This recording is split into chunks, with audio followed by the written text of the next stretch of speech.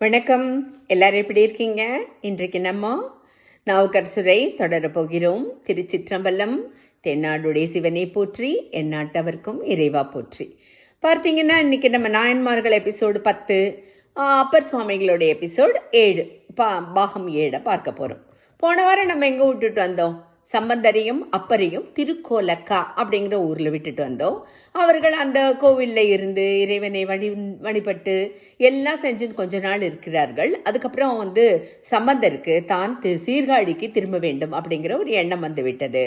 நாவுக்கரசருக்கு தான் சிவஸ்தலங்களை தரிசனம் செய்ய வேண்டும் அப்படிங்கிற எண்ணம் வந்து விட்டது. அதனால 2 பேரும் வேறு வேறு பாதையில் செல்ல ஆரம்பித்தார்கள். சரி, நம்ம யாரோட போகிறோம் அப்படின்னு கேட்டால், நம்ம இப்போ பார்ப்பது அப்பர் சுவாமிகளை தான் பார்த்துட்டு இருக்கோம். அதனால் நம்மளும் அப்பரோடையே போகலாம். இப்போது அப்பர் சுவாமிகள் இந்த வாரம் என்ன ஏகப்பட்ட கோவில் சொல்ல போகிறீங்கோ, இறைவன் இறைவியோட பேரை சொல்ல போகிறீங்கோ, வேற என்ன இருக்குது அப்படின்னு சொல்லி கேட்டால், அந்த காலத்தில் 7ஆம் நூற்றாண்டில் இருந்த இந்த கோவில்கள் இன்றைக்கும் இருக்கின்றன. பல மறைந்து விட்டது, பலவற்றில் முட்களும் இதுகளும் இருக்குது. ஆனால் எவ்வளவோ இப்போ சீர் பண்ணின்று தான் இருக்கார்கள். நம்ம ஏற்கனவே படித்தோம். நிறைய இந்த சுத்தம் செய்பவர்கள் எல்லாம் நல்லா பண்ணிட்டு இருக்கா அப்படின்னு சொல்லிட்டு நம்ம ஏற்கனவே போன வாரத்துக்கு முதல் வாரம் கூட படித்தோம்.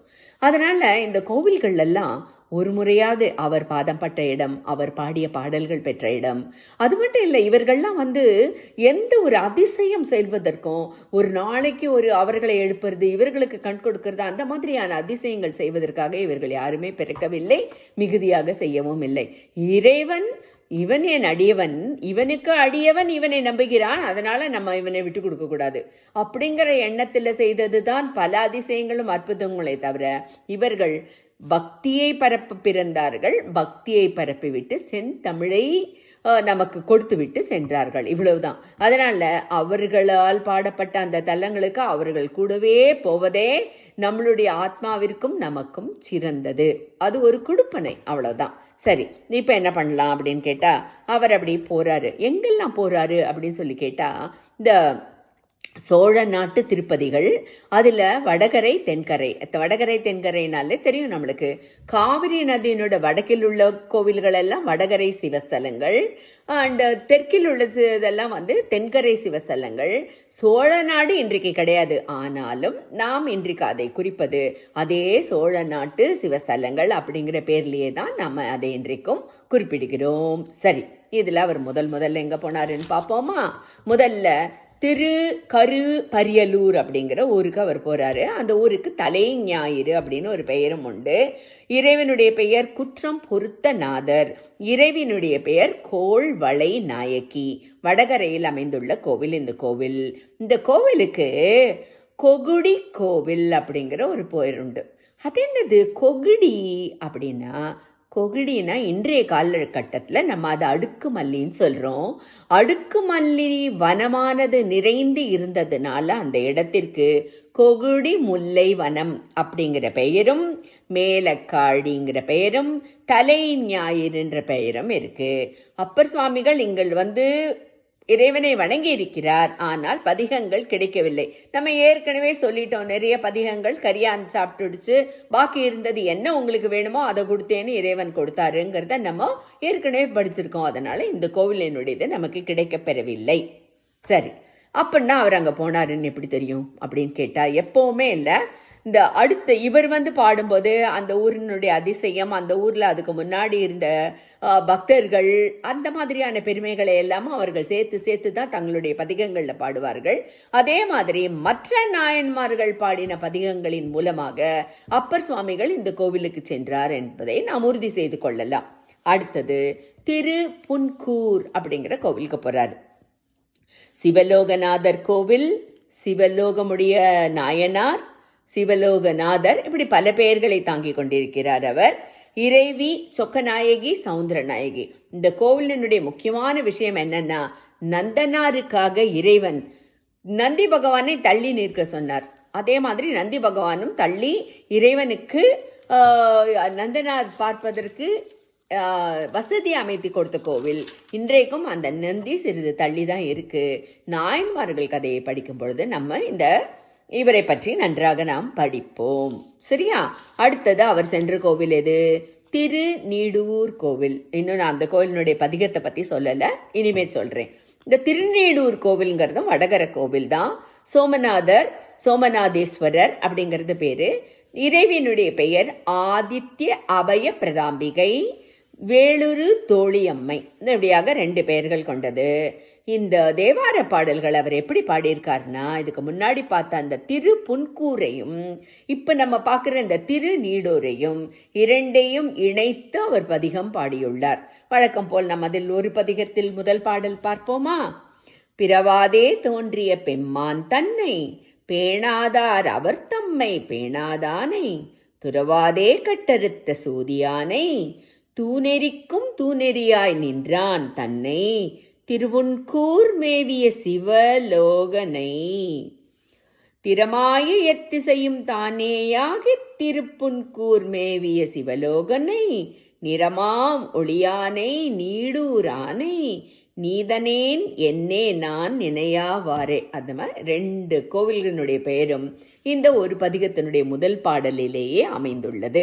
சரி, அடுத்தது அவர் எங்கே போகிறாருன்னு பார்ப்போமா? திரு குறுக்கை வீரட்டானம். நமக்கே தெரியும், இந்த வீரட்டானம்னாலே 8 வீரட்டானேஸ்வரர் கோவில்கள் அதுவும் ஒன்று. அப்படியானா இந்த கோவிலுக்கு இன்னும் நிறைய பெயர்கள் இருக்கு. என்னன்னா, கொருக்கை வீரட்டேஸ்வரர் கோவில், யோகீசபுரம், காமதகனபுரம், கம்கரபுரம், இப்படி பல பெயர்களை தாங்கிய கோவில். இறைவனுடைய பெயர் எப்போதுமே வீரட்டேஸ்வரர் தான். இறைவனுடைய பெயர் ஞானாம்பிகை. இதுலேயும் அவர் 2 பதிகங்கள் பாடியுள்ளார். இந்த கோவிலில் காமனை தகனம் செய்த இடம். அதனால் இது 8 வீரட்டானேஸ்வரர் கோவில்களில் இதுவும் ஒன்றாக கருதப்படுகிறது. அந்த கோவிலில் ஒரு பாடல் பாடியிருக்காரு. 2 பதிகங்கள். முதல் பதிகத்தினுடைய முதல் பாடலை நாம் பார்ப்போம்.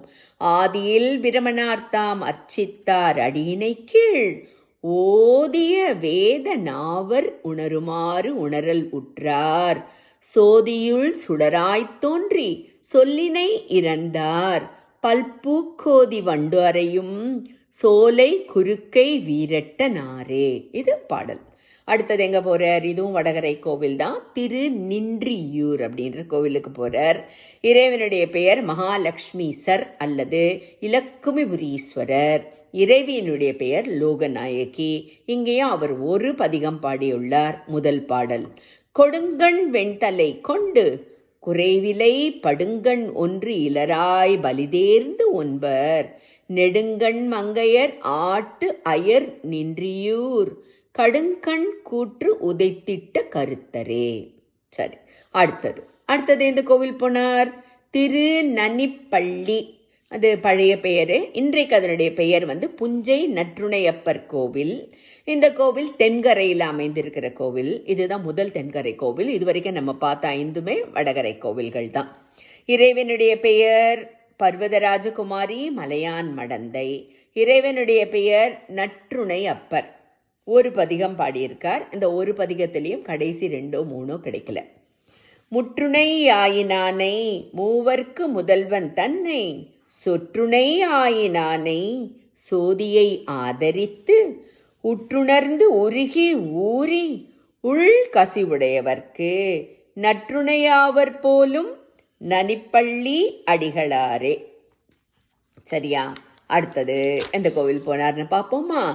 திரு செம்பொன் பள்ளி, செம்பனார் கோவில், செம்பொன் செய்கோவில், இப்படியாக பல பெயர்களில் அந்த கோவில் பெயர்கள் அழைக்கப்படுகின்றது. தென்கரை கோவில் 2 பதிகங்கள் பாடியுள்ளார். இறைவனுடைய பெயர் ஸ்வர்ணபுரீஸ்வரர், தேவப்பிரியர், ஸ்வர்ணலக்ஷ்மீஸ்வரர், செம்பொன் பள்ளியார், இப்படி 4 பெயர்கள். இறைவனுடைய பெயர் சுகந்த குந்தளாம்பிகை, மறுவார் குழலியம்மை, இப்படி 2 பெயர்கள். 2 பதிகங்கள் பாடியுள்ளார்.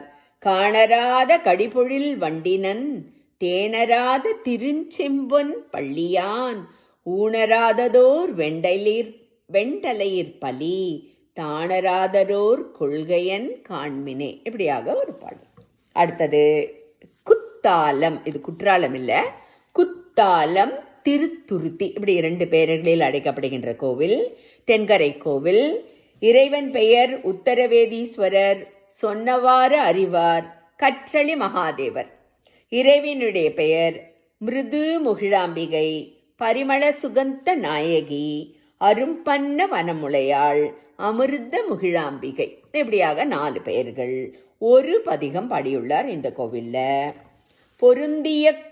பொருத்திய குரம்பை தன்னை பொருளென கருத வேண்டா, இருத்தி எம்பொழுதும் நெஞ்சுள் இறைவனை ஏத்துமின்கள், ஒருத்தியை பாகம் வைத்து ஒருத்தியை சடையில் வைத்த துருத்தியன் சுடரினானை தொண்டனேன் கண்டவாறே. இப்படியாக ஒரு பாடல். அடுத்தது 9வது கோவில் தென்கரை கோவில், திரு இடை மருதூர். அதை இன்றைக்கு நம்ம திருவிடை மருதூர்னு சொல்கிறோம். இந்த இடையினாலே கடை அதெல்லாம் இருக்கணும், அது வரும், பார்க்கலாம். அடுத்தது இந்த கோவில் மிகப்பெரிய நந்தி உள்ள கோவில். வெள்ளை நிறத்தில் இருக்கும் இந்த நந்தி. கோவிலும் நல்ல பெரிய கோவில் தான். இறைவின் பெயர் மகாலிங்கேஸ்வரர், மருதவனேஸ்வரர், மருதவாணர். இறைவியினுடைய பெயர் பிரகத் சுந்தர குஜாம்பிகை, பெருநலமாமுலையம்மை. இப்படியாக 2 பெயர்கள். 5 பதிகங்கள் பாடியுள்ளார். ஒரு பதிகத்துக்கு 11 பாடல்கள். 2வது பதிகத்து 11வது பாடலில் 11வது பாடல் கிடைக்கப் பெறவில்லை. மற்ற 3 பதிகங்களும் 10 பாடல்கள் கொண்டது. சரி, நம்ம எப்பவும் போல முதல் பாடல். பறையின் ஓசையும் பாடலின் ஓசையும் மறையின் ஓசையும் வைகும் அயலெலாம், இறைவன் எங்கள் பிரானிடை மருதினில் உறையும் ஈசனே உள்குமென் உள்ளமே. இப்படியாக ஒரு பாடல். அடுத்தது 10வது. இதுவும் தென்கரை கோவில், திருவாவடுதுறை. இந்த கோவில் ரொம்ப ரொம்ப இன்றைக்கும் வெளிச்சத்தில் உள்ள கோவில்.